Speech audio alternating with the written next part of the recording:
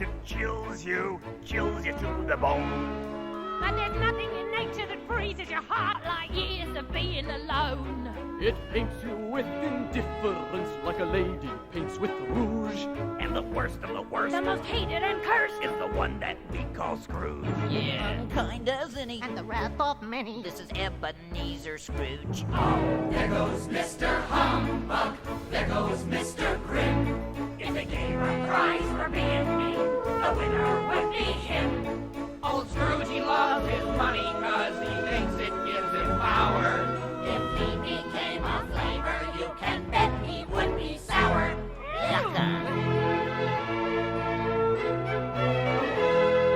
There goes Mr. Skinflint, there goes Mr. Greed. The undisputed master of the underhanded deed. He charges folks a fortune for his dark and drafty houses. Us poor folk live in misery. It's even worse for mouses. Please, sir, I want some cheese. He must be so lonely, he must be so sad. He goes to extremes to convince us he's bad. He's really a victim of fear and of pride. Look close and there must be a sweet man inside. Nah. There goes Mr. Outrage, there goes Mr. Sneer. He has no time for friends or fun. His anger makes that clear. Don't ask him for a favor, 'cause his nastiness increases. No crust of bread for those in need. No Jesus for us Mises. There goes Mr. Heartless, there goes Mr. Cruel. He never gives, he only takes. He lets his hunger rule. If being mean's a way of life, you practice and rehearse. Then all that work is paying off, 'cause Scrooge is getting worse. Yeah, every day, in every way, Scrooge is getting worse.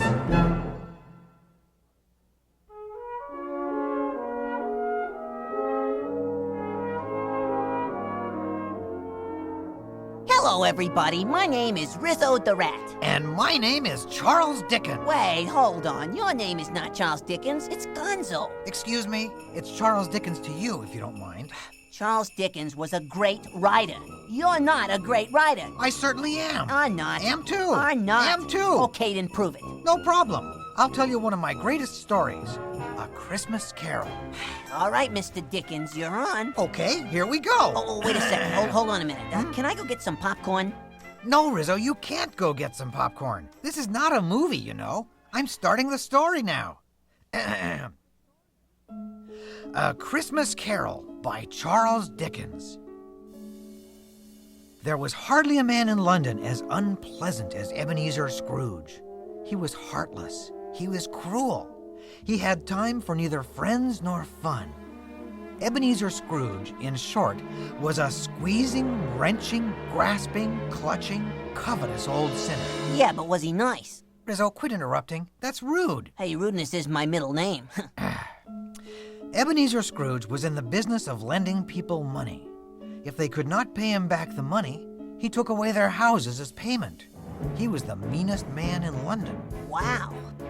Scrooge was at his meanest at Christmas time, for it was then that many people could not pay him, and so he took away a great number of houses. The spirit of the holiday meant less than nothing to him. Not a word of cheer ever passed his lips.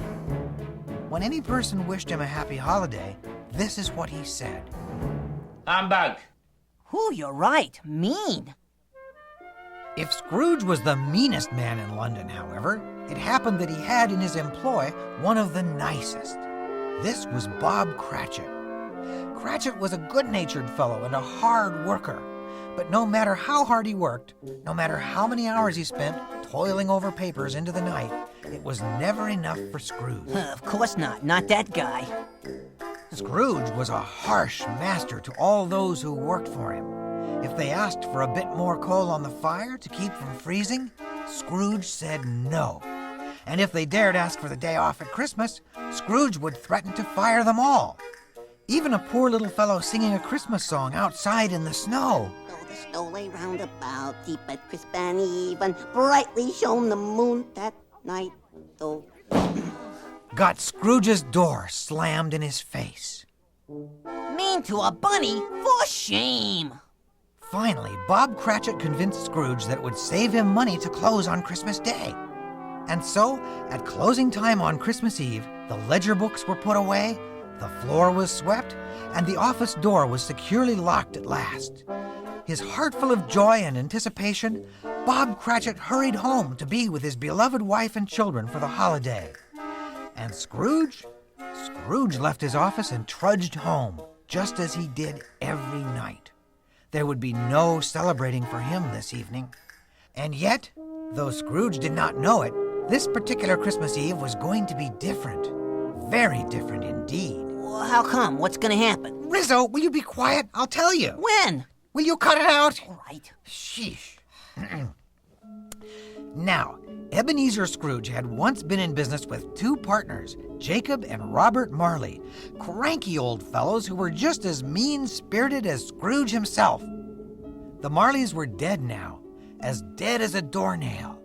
But Scrooge still lived in a house which had belonged to Jacob Marley. The house was a dismal heap on a dark street. Tonight, as Scrooge climbed the dark steps to his front door, a very strange thing happened. Suddenly, the big front door knocker turned into an awful twisted face, the face of Jacob Marley, and then it called out in an awful voice,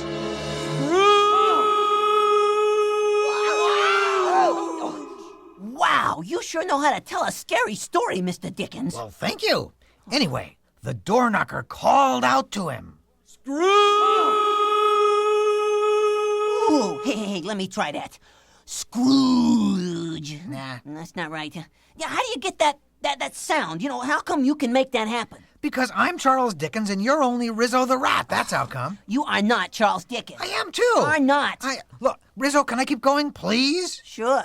Hey, you want to order out for pizza? No. Brother.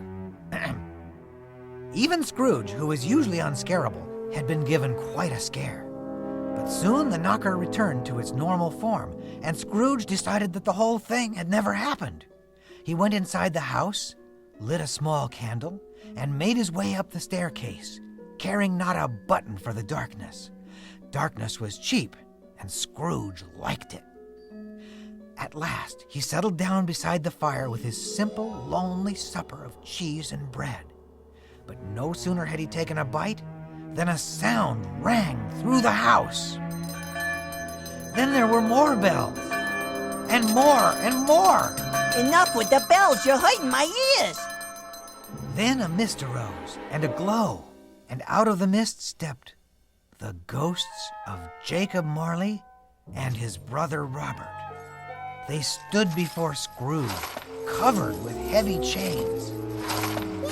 Clanking chains! Clanking chains scare the daylights out of me. Well, you can always leave, Rizzo. No way. "What are these heavy chains?" Scrooge asked the ghosts. The chains! We forged these chains in life by our acts of greed. The ghosts explained that they were doomed to walk the earth forever because they had been so mean. But they were going to try to help Scrooge avoid their awful fate. He would be haunted that night by 3 spirits, they told him. These were Robert Marley's last words to Scrooge. Expect the first ghost tonight when the bell tolls 1. Well, this is really scary stuff. Hey, should we be worried about the kids that are listening to this? Don't worry. It's culture. Okay. Exhausted by his encounter with the 2 ghosts, Scrooge fell immediately into bed. He slipped into the empty silence of a dreamless sleep until 1 o'clock. Expect the first ghost when the bell tolls 1. You got it. At first, Scrooge could only see a bright white light. Then, as his eyes became accustomed to the brilliance, he began to make out the small figure of a child, a girl about 7 or 8 years of age. But this was no earthly girl. The child floated through the air toward him, her gown rippling all about her. She spoke to Scrooge in a tiny voice. I'm the ghost of Christmas past. "What business has brought you here?" Scrooge asked her. Your welfare. The ghost took Scrooge by the arm, and the windows of his room flew open. Come. I beg your spirit, I am mortal, liable to fall. A touch of my hand and you shall fly. And fly they did, out the window and into the night. Far below, on the horizon, Scrooge could see a bright light. What is that light? He asked her. It is the past. Ooh, heavy duty. When they touched down at last, where should Scrooge find himself but in his own past, at the school he had attended when he was just a boy? He stood in the schoolyard and looked at his schoolmates, boys who had been his friends. But when he tried to greet them, they did not respond. The spirit explained, "They can neither see nor hear you." And who should Scrooge see next, sitting all alone at a desk while the others played in the yard, but himself as a boy? He saw what a solitary young fellow he'd been, never even allowed to go home for Christmas as the other boys did. He looked lonely and alone, as if he didn't have a single friend in the world. Oh, gee, I feel kind of bad for him now, all alone like that. Poor old Scrooge. Maybe I should take back all those bad things I said about him. Nah. The next thing Scrooge knew, the ghost had whisked him away from the schoolyard and set him in the middle of a rollicking party. And there Scrooge saw himself again, now as a young man, out in the world of work. This was the Christmas party of his first employer, the Jolly Fozziwig. Hey, they had a great band at that party. Kind of a loud drummer, though. Oh, everybody's a critic. All right. Even then, at that happy moment, however, the young Scrooge was having no fun. He was pinching pennies, worrying about how much the party was costing. And then Scrooge saw Belle, the beautiful young girl he had met at that very party. He had once planned to marry her, but a life of happiness with Belle was not to be. Scrooge had thrown it all away, for he did not know how to love. All this the ghost showed him. Aww. Scrooge was sad to behold these things. He had seen enough of his loveless past. "Leave me, spirit," he cried. Oh, this is sad. I know. Here, you can use my handkerchief. Oh, thank you. Yuck. Scrooge awoke in his own bedroom. He stumbled to his bed, but he could not sleep. He sat there looking into the darkness until... Whoosh! Whoosh? What's this with the whoosh thing? Whoosh! It's the sound of the fire lighting up all by itself in the fireplace. Oh. You see, you have to imagine, Rizzo. Use your imagination. I told you before, this is not a movie. Okay, all right. I'll use my imagination. Okay, fine. Whoosh. So, anyhow, whoosh! The fire lit up in the sitting room fireplace.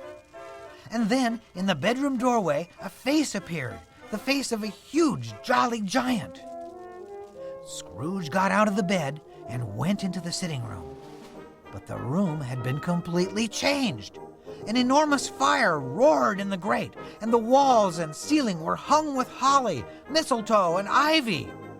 "Who are you?" Scrooge asked the jolly giant.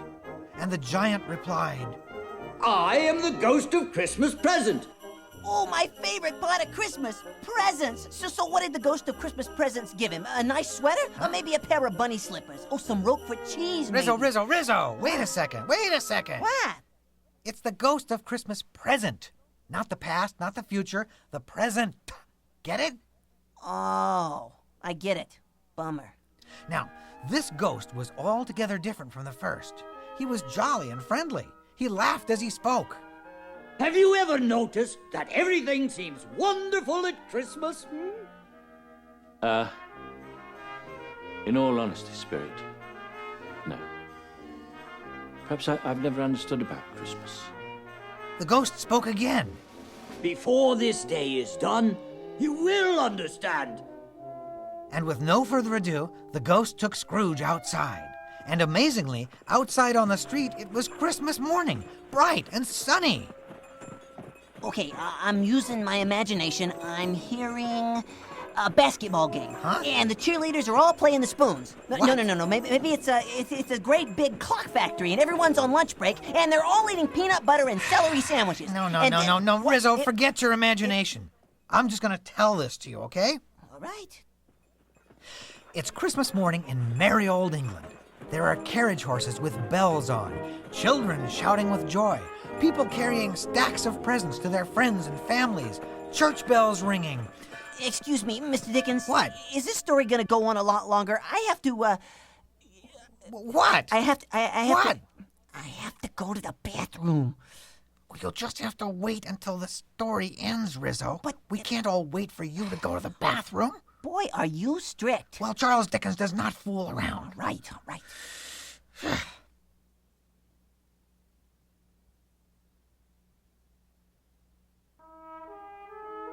The ghost of Christmas Present led Scrooge down a quiet lane in a shabby but tidy section of the city. Why have we come to this odd corner of town? Scrooge asked the ghost. It's Christmas here, too, you know. That's Bob Cratchit's house. Now, Scrooge paid his employees as little as possible, and Cratchit's home was quite humble indeed. But it was full of love. On this special day, Bob's wife Emily was cooking a roast goose. A very, very small goose, but a goose just the same. Bob was out just then at church with his son, Tiny Tim. As Scrooge watched unseen, Bob entered the house with Tim on his shoulders. Merry Christmas, Emily. Oh, Merry Christmas, Cratchit. Emmy. Tiny Tim's health was very delicate. He walked with difficulty on little crutches. But his nature was so sweet, everyone who knew him loved him. I already love him. Well, when the Cratchit family sat down to their meager little feast, Scrooge understood for the first time how much more important is love than money. He saw how lonely and impoverished his own life was, and how little joy all his money counting and money saving had brought him. And when dinner was over, Tiny Tim said the sweetest thing Scrooge had ever heard. God bless us, everyone. But the excitement of Christmas dinner was too much for Tiny Tim, and he began coughing. Scrooge had a sudden, terrible feeling about the future.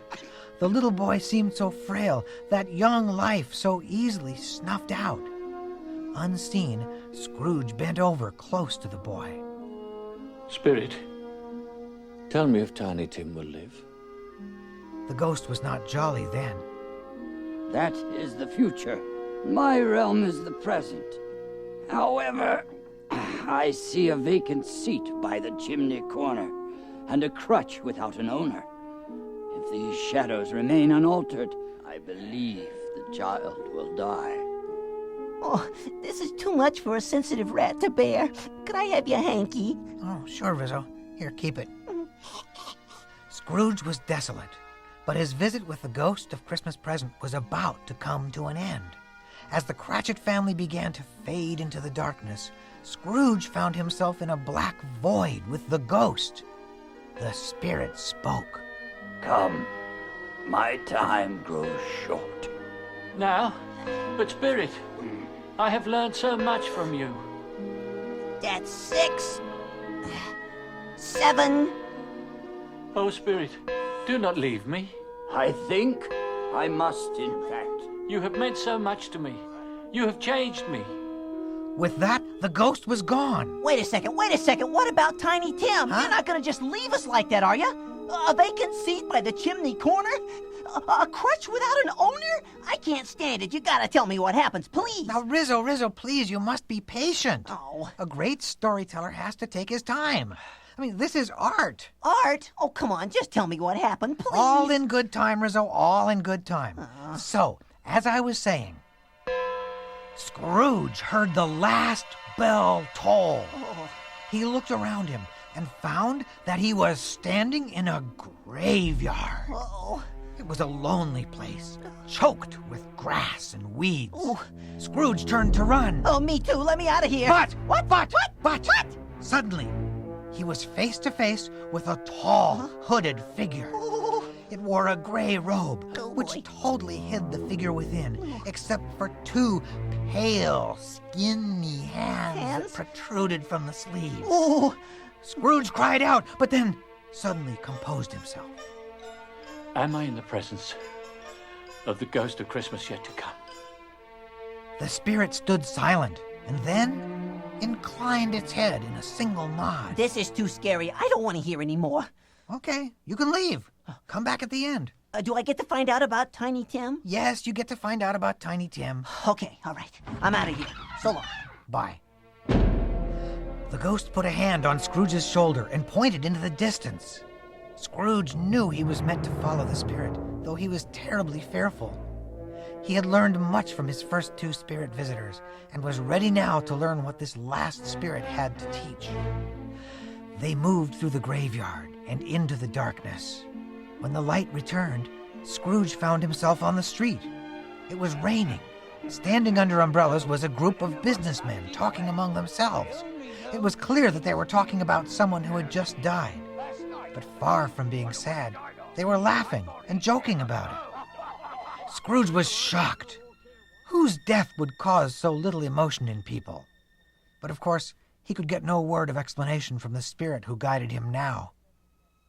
The spirit led him next to a rag picker's establishment. People were bringing in things to sell. They were the possessions of the dead man. Collar buttons, bed curtains, blankets. But no one had even a single tear to shed. Scrooge was crushed. He pleaded with the ghost. Let me see some tenderness connected with this world. Without a word, the spirit pointed again, and Scrooge found himself on some familiar front steps. It was Bob Cratchit's house. Scrooge was happy to be in this warm and joyous place. But something was wrong as wrong can be. It was strangely quiet inside, and strangely empty. A little pair of crutches stood in the corner. Emily Cratchit was crying. Not Tiny Tim. But Tiny Tim it was. Scrooge's worst fears were confirmed when Bob Cratchit walked heavily into the house. I picked a spot for Tim where he can see. It's a spot on the hill. And you can see the ducks on the river. Tiny Tim always loved watching the ducks on the river. Tiny Tim! Scrooge was overcome with grief. How could this be? How could that sweet little boy have died? The room darkened, and suddenly Scrooge found himself outside again in the dark, terrible graveyard. Scrooge turned to the ghost. Spirit, I know what I must ask. I fear to, but I must. Who was the wretched man whose death brought so much glee and happiness to others?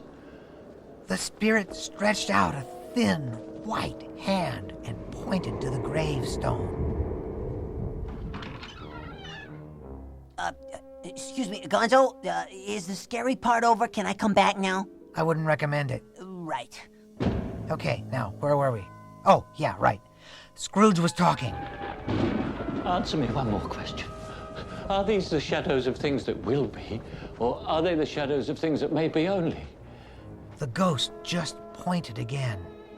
Scrooge bent down and gazed at the writing on it. It said, Ebenezer Scrooge. Scrooge fell to his knees and clutched at the spirit's robe. Oh, please, Spirit, no. Hear me, I'm not the man I was. Why would you show me this if I was past all hope? I will honor Christmas and try to keep it all the year. I will live my life in the past, the present, and the future. I will not shut out the lessons the spirits have taught me. Tell me that I may sponge out the writing on this stone. Oh, Spirit, please speak to me. Scrooge clutched at the spirit's robe, but suddenly he realized that the spirit was no longer inside. The heavy robes fell onto Scrooge's head, almost smothering him. And then, all at once, they seemed to get lighter, as soft as bed sheets. They were bed sheets. Scrooge was in his very own bed, the bright morning sun streaming into the room. Oh, excuse me a moment. Rizzo! Rizzo! You can come back now. It's safe. Is it really safe? No more ghosts and stuff? No more ghosts, I promise. And what about Tiny Tim? Hold on. I'm not up to that yet. Oh, all right. Scrooge was alive. He was in his own house. And best of all, his life lay before him, and it could be changed. He danced around his room. I don't know what to do. I'm as light as a feather. I'm as happy as an angel. I'm as merry as a schoolboy. Scrooge threw open his window, and there was the same young fellow he had seen caroling outside his window just a few short hours before. Looked out on the feast of Stephen. Scrooge called out to the boy. What day is it, he asked. Today? Well, today is Christmas Day. It's Christmas Day. I haven't missed it. Scrooge was overjoyed. He threw a bag of coins down to the boy and bade him go to the poultry shop and buy the prized turkey they had there. I'll give you 5 shillings if you hurry, he said. Well, that young fellow hurried as he had never hurried before, and was back with the turkey in the twinkling of an eye. As soon as he had the turkey, Scrooge hurried to Bob Cratchit's house with it. The curious townspeople followed. Everyone hid as Scrooge knocked on the Cratchits' door. Needless to say, the Cratchits were surprised to see the terrible Mr. Scrooge at their doorstep. Scrooge pretended to be angry with Bob. Bob Cratchit? So here you are. Mr. Scrooge. You, sir, were not at work this morning as we had discussed. But Mr. Scrooge, sir, we did discuss it. It's Christmas Day. You gave me the day off. I, Ebenezer Scrooge? Would I do a thing like that? No, I mean, yes, but you did. Bob Cratchit, I've had my fill of this. And I have had my fill of you, Mr. Scrooge. And therefore, Bob Cratchit. And therefore, you can leave this house at once. And therefore, I'm about to raise your salary. Oh, and I am about to raise you right off the pavement onto... Pardon? Yes, Bob. Raise your salary and pay your mortgage on this house. Please, sir, come inside. Yes, yes. Bob Cratchit, would you and your family care to join us for a little turkey dinner on this fine Christmas Day? Merry Christmas. The Cratchits could not believe their good fortune. And what a Christmas feast they all had then. Roast goose, turkey, plum pudding. Yes, Rizzo? And what about Tiny Tim? Oh, and to Tiny Tim, who did not die. Aw, isn't that great? Nice story, Mr. Dickens. But wait, it's not finished. Oh. And to Tiny Tim, Scrooge became a second father. He became as good a friend, as good a master, and as good a man as the good old city ever had. From then on, it was always said of Scrooge that he knew how to keep Christmas well. May that be truly said of us and all of us. And so, as Tiny Tim observed, God bless us. God bless us, everyone. That's Scrooge. What a guy. Nice story, Mr. Dickens. Very nice indeed. Oh, thanks, Rizzo. Okay, is everybody ready to sing? Yeah. Okay, I'll start. It's in the singing of a street corner choir. It's going home and getting warm by the fire. It's true wherever you find love, it feels like Christmas. A cup of kindness that we share with another. A sweet reunion with a friend or a brother. In all the places you find love, it feels like Christmas. Okay, Fozzie. It is the season of the heart, a special time of caring, the ways of love made clear. Everybody. And it is the season of the Spirit. The message, if we hear it, is make it last all year. Ready, Bunsen? Oh, goodness. Well, I'll try. Beaker? It's in the giving of a gift to another, a pair of mittens that were made by your mother.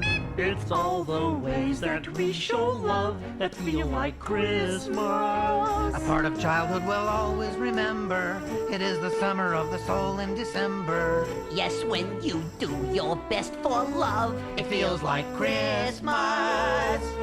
It is the season of the heart,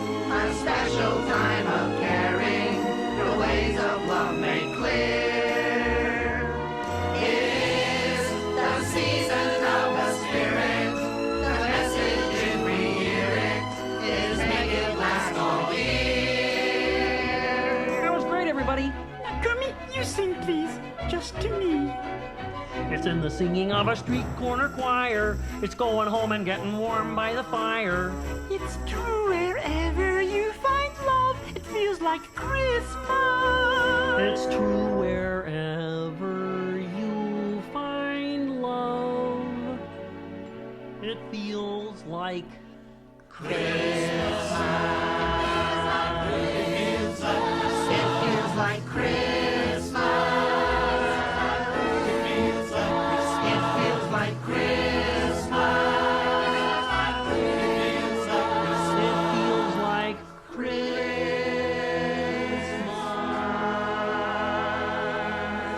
Merry Christmas, Piggy. Merry Christmas, Cootie. Merry Christmas, Rizzo. Merry Christmas. Merry Christmas, Beaker.